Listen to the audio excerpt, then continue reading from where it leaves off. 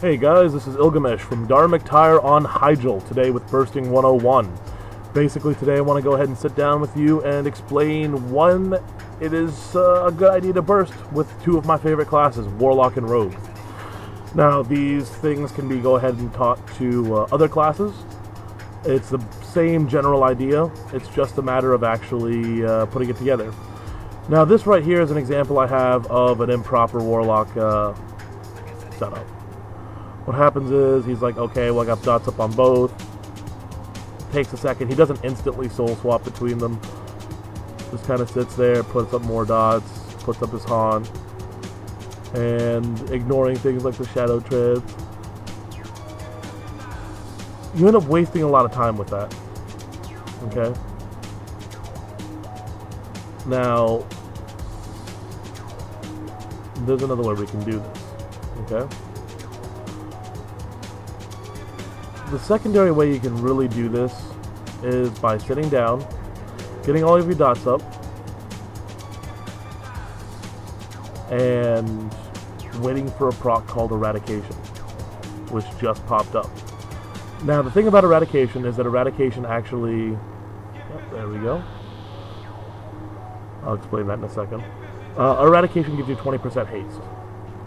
Now it might not seem like it's the most game breaking, but the thing is that Eradication by itself gives you 2 extra ticks on your dots. Okay? Now this is me self-buffed, and I only have about well, it's a decent amount. Shadow Embrace and Eradication are the two things you want to keep an eye on when you're playing this spec. The reason why is because Eradication gives you the haste, and then the Shadow's Embrace makes your dots tick a lot harder. You want to go ahead and keep lookouts for Nightfall and Shadow Trance, because those will allow you to continuously get those extra Shadow Bolts to keep Shadow Embrace up. Now, 2 cooldowns you should really be looking at are Demon Soul, which increases your dot damage by 20% for 20 seconds, and then you have, inside the Affliction tree, Haunt. Now what Haunt does is that it actually increases all of your dot damage by 23% for 12 seconds, and then also puts up 1 stack of Shadow Embrace and heals you for however much damage was done during the time that Haunt was up. Now I use the on-use trinket. For certain comps I use Volcano for others, but I do really like the Spell Power trinket just because of the ludicrous amount of spell power it gives. Now, here's my basic setup. Get all of your dots sticking. I believe right here I'm trying to go for an Eradication. I just want to get that initial Eradication out so that way that I can show you the new haste. I have 15.47% haste self-buffed. Now, with Eradication you think that I should go to 35%, and that's about it. Normally you'd be right, but I believe because of the way that haste works, the more haste you have, the more haste rating benefits you. So what happens is that pre-actual buffing, I'll have 3% haste, along with that 20% haste, and then I'll have all my other haste rating come in. Okay, so with Eradication up, you should see me at around like 38.5, 38.6, somewhere around there. Haste. Now what that does, 38.56. Now what that does is it adds 3 extra dot ticks, because every 10% you have, you get an extra dot tick. Now if you run with a Boomkin, or a Shadow Priest, or a Shaman, you get an extra 5% haste, which means that I will be sitting at over 40%. Okay? That's 4 extra dot ticks for every one of my dots. What you really want to do is you want your Eradication with some kind of spell power proc normally, and then pop your Soul Burn and your on-use trinket, which then makes it so that your dots will deal insane amounts of damage, and you'll have it spread to 2 different people because you'll have Soul Swap up. It's really, really simple to do it. You just have to time it with your partner. Don't just burst whenever you feel like it. Kind of put it together, so that way you'll put a ton of pressure out and it's a lot harder to heal. Fire Mage can work too. I'm playing with a Fire Mage right now, but just for funsies. Alright, here's my Rogue. It's a subtlety rogue, of course. I've kind of been gearing it, I kind of haven't. It's one of those tunes that I've been kind of hesitant to start playing again. So basically, this is going to be the incorrect opening that you normally see from most rogues. You get the pre-med, which is standard, but then there's the problem right there. I ambushed. So then, if you look at the energy bar, I'm energy starving myself like crazy. I'm only able to use abilities as the energy gets up to that exact point, putting myself back down to 0, making it so that it's really, really hard to do anything other than just spam one button. Now, what happens is that a lot of rogues that go for the Hemo spec like I do, right here. All the energy's gone, wasting their Shadow Dance time, and minimal damage put out during Shadow Dance. Not to mention, a lot of them let Riku fall off while they're doing this. The reason why that's so terrible is because you have dealt a lot of damage, but you have not bursted.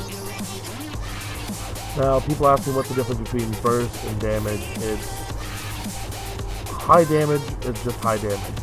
But burst is putting out a high amount of damage within a short amount of time. That's how I normally feel when people ask me the difference. So I'm going to go ahead and go over a couple of things. Sanguinary Vein actually increases the damage by 16% on blood targets. Okay? Now, that's huge. That's a free 16%. Okay? That means that if you open with a Garrote, your opening round with that 70% reduced armor from exposed or fine weakness has an extra 16% damage added onto it. You actually end up dealing more damage doing it the other way around in the long run than you would by just ambushing. Now, if you look here, I have about 37% crit.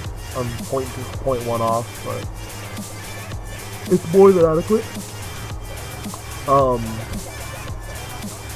Like I said, the talents you really want to look for are Find Weakness, which means that your openers will reduce your opponent's armor by 70% for 10 seconds. And then you have Sanguinary Vein, the 16% extra damage, and your gouges don't break. And then Slaughter from the Shadows, which reduces the energy cost of your backstab and ambush by 20, and Hemo and Fanonize by 6. Now, if you go ahead and look at your ambush costs 45 energy with this spec. Or 40 energy with this spec. That means that you can potentially get off 3 good ambushes within 3 globals at full energy, maybe 4. And then Garrote costs 45 energy. Okay? Now what I'm going to show you here, because it looks like my trinkets are back. This is what I consider the correct opener. Go into a pre-med, into a Garrote, give a nice hemorrhage damage up, pop that recoup on yourself, and you notice I'm actually sitting at about 40 energy the whole time. Okay? This allows me to blind, gouge, kick, evasion, anything I want. That kidney right into that dance. That was over 150k damage, way over 150k damage, within just a few globals. That is what's truly considered burst, because it's a quick succession of hits that causes a large amount of damage. It's not just you hitting somebody really hard. It's you hitting somebody really hard and really fast. That's the important part of burst, is getting out as much as you can and squeezing every last drop you can while you're able to. Not just getting it out there as you can actually do it. Pooling energy is definitely one of the most important things for correct dances, because like I said, 150k damage with a 25% mortal strike with a partner, hard to heal through. This can be used for pretty much any other class. Warriors, any class that has cooldowns that they use just to burst someone down. always talk to your partner and be vocal in arenas when setting up for it. But when you're set up for it and you're ready for it, put it together, and I'll tell you right now, that'll put up so much pressure that most players, especially most healers, won't be able to handle it. Most healers right now in the sub 2k bracket have a problem with healing large amounts of damage in a short amount of time, especially if it's covered, like a Warlock, where there's Shadow Play, which is Warlock, Shadow Priest, Resto Shadow. Sometimes Holy Pally, it's not as good, but the whole point in that is you have UA and Vampiric Embrace, or Vampiric Touch, which make it so that they don't really want to dispel. But the damage itself is so large that you kind of do. Just have fun with your partners, time out your burst, make sure you have the resources to deal the most damage you can at the time that you can do it. Don't just waste them just to have the little bit of extra damage. Pump out and maximize your globals, and you'll see a huge increase in your damage in arenas, and you'll see a huge increase in your kills. Okay? Thanks again for watching. If you have any questions, message me. You know how to get with me. I'll be more than happy to help you all out. Link, comment, like. Let me know. Have a great day.